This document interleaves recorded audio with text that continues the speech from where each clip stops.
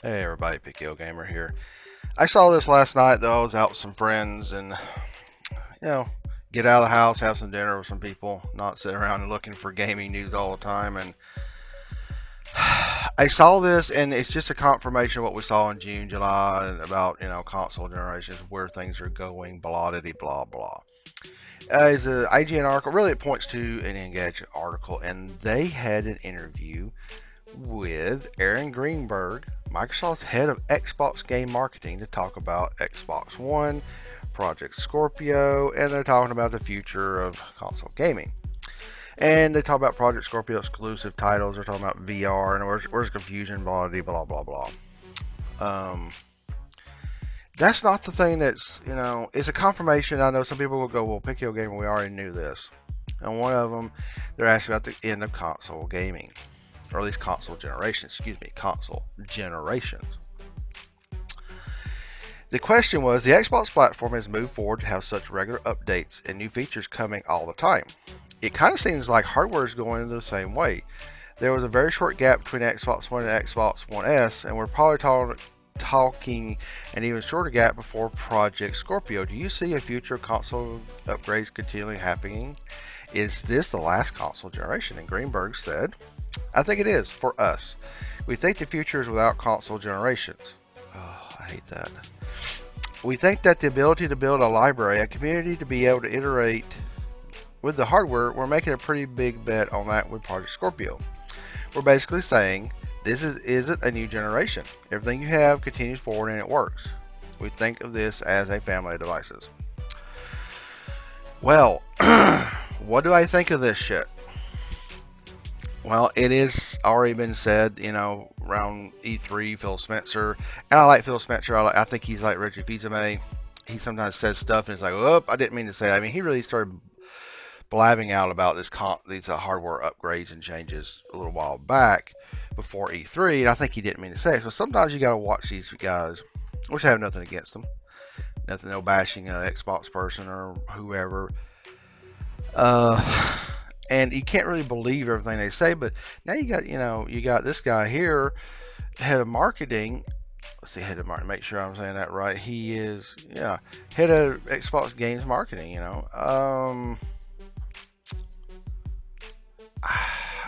I don't know. Console games and PC games used to be completely different. Got my little cat here wanting to be petted. They used to be, well, consoles and PCs were different because there were console games. There were some cross-platform games with the PC, but PC ran stuff differently.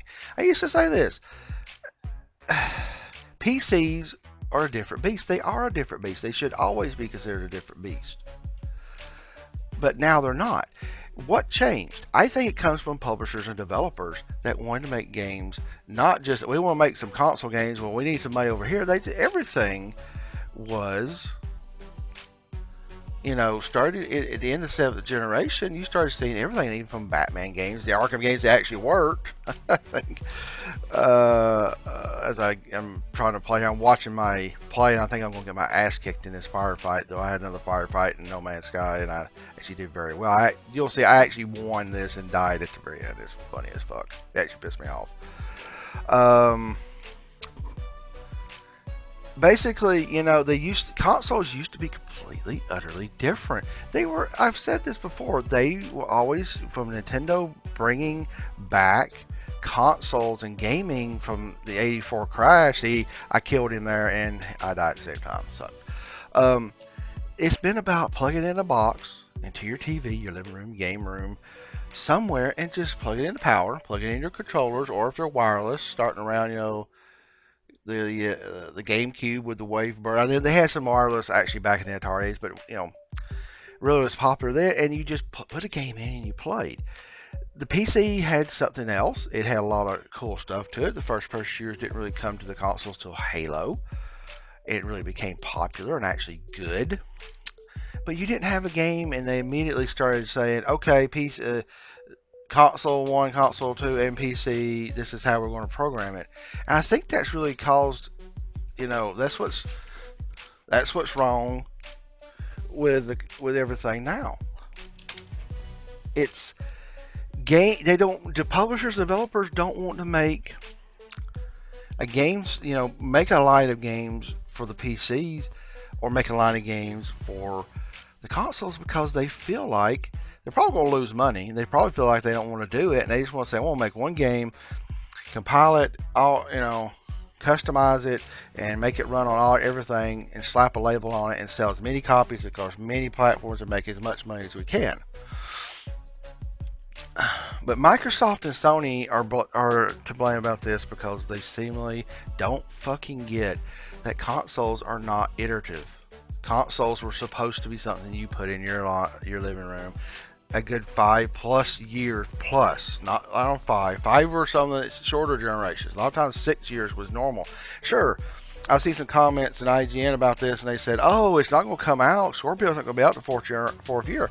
The first year or so of this 8th generation here was shit. Even for the PS4, they didn't have a lot of. They had some good games on the PS4, but a lot of it was just rehashes of the other consoles. And hey, buy the high-end 1080p version of it. And it's been the last year and a half, about a year or so of this last 3 years of the 8th generation. It was really nobody could get their footing. And then, Microsoft has, they put Phil Spencer in to upgrade the way Microsoft is doing the Xbox platform and really completely changing everything. And now they've redone the operating system again. Why they fucked it up going from the 360, I don't understand. And now it's a Windows 10. Everything's Windows 10, blah, diddy, blah, blah, blah. It's taken a while for them, so it's only been like a year, and maybe 2 years, maybe. I don't even think it's been 2 years. About the second year, they started doing pretty good.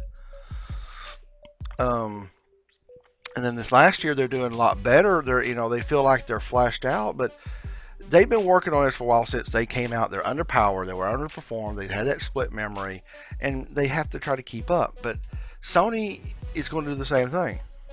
They got to keep up with Microsoft. That's why they put off the Scorpio, or excuse me, the Neo, because of the Scorpio. I mean, deep down here, my title is, listening to this again from the marketing guy now to back this up. Consoles are dead as they once were. Consoles will stay around because people want to buy a box, plug it into their TV, and play it, but. You think this is going to be reiterative every 3 or 4 years? No, though. If this thing sells, we'll see 2.5 to 3 years. Because all they'll do is they'll start going to the drawing board, watching AMD, which usually does a lot of system on chips for the consoles, and that's what we'll see. And then they'll just say, okay, let's up the RAM, let's up this, and like 2.5 or so years after one comes out, E3 comes out again. Hey, we got the new iterative console. It's the blah blah blah blah. It's got 20 teraflops of whatever. It's going to be way up there, and it's all about you need to get the better one. Yet they want to make everything backwards compatible, no gamer left behind. That's not going to work. Even Android and iOS, and you only can go so far back, so you're going to tell people over time you're going to have to upgrade. You have to upgrade. So I would rather it be generation to generation, the backwards compatibility not be there if it would make each generation mean something. But I'm getting on 9 minutes here, and I'm just... What do you think about this? Let me know in the comments below. I mean, this is just reconfirmation from June. Their console generations, at least for Microsoft, are dead. Sony will definitely follow suit with this. Nintendo with their NX and their whatever this thing's going to be, and their handheld line, whatever they've been doing, however they're going to do it from here on out, they're the one. They may be the only true consoles left. And I've said this before. A Nintendo system and a PC will be the best way for me to play, because now I got this gaming PC, which I do my video editing. I actually, I've got, hell, I just downloaded the Evolve game again, or try it again, and I'll play it. Plays fine.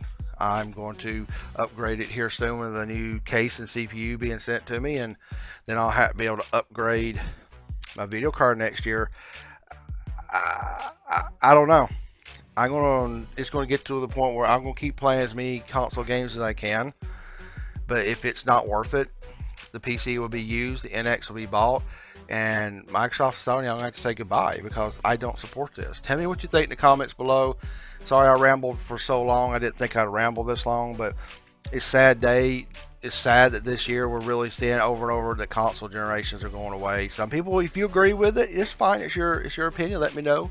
Follow me here on YouTube, Facebook, Twitch, Twitter, crosshairtv.com, skirmishfrogs.com for retro, and news site on 8bitkitty.com.